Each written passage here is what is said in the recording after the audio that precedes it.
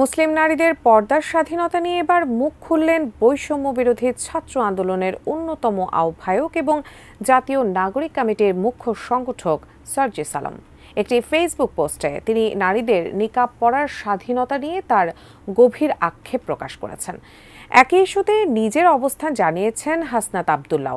কিন্তু হঠাৎ কেন নারীর পর্দা নিয়ে হাসনাত সার্জিসের এমন অবস্থান? বিস্তারিত জানাচ্ছেন আরিফ হাসান।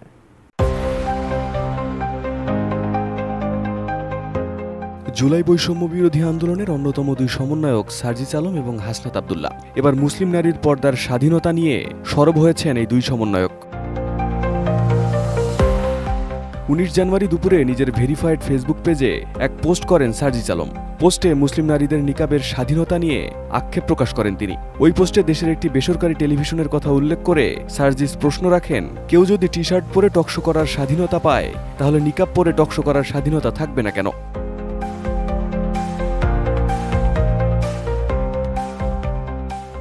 এ সময় তিনি উদাহরণ টেনে রাজপথের সহযোদ্ধা নাফিসা ইসলামের পক্ষে অবস্থান নিয়ে বলেন, নাফিসা যদি নিকাব পরে খুনি হাসিনার বিরুদ্ধে রাজপথে নামতে পারে তাহলে টকশোতে অংশ নিতে পারবে না কেন? এ সময় মিডিয়া থেকে ইসলাম ফোবিয়া কবে যাবে এমন প্রশ্ন রাখেন এই সমন্বয়ক। বসুন্ধরা ডায়াপেন্ট এখন আরো উন্নত। এই hot air through top sheet দ্রুত শোষণ করে সোনামণিকে দেয় কোমল অনুভূতি। জানা গেছে ওই বেসরকারি টেলিভিশনের একটি টকশোতে অংশগ্রহণের কথা ছিল বৈষম্য বিরোধী ছাত্র আন্দোলনের সহসমন্বয়ক নাফিসা ইসলাম সাকাফির।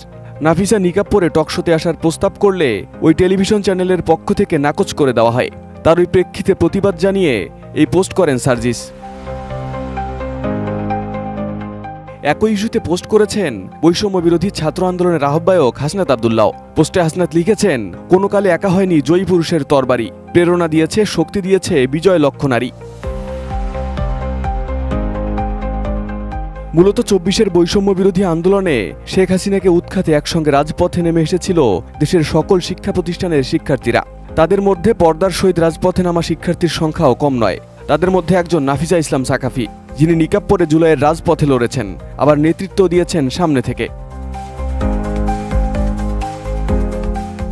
Arif Hasan, ATN news.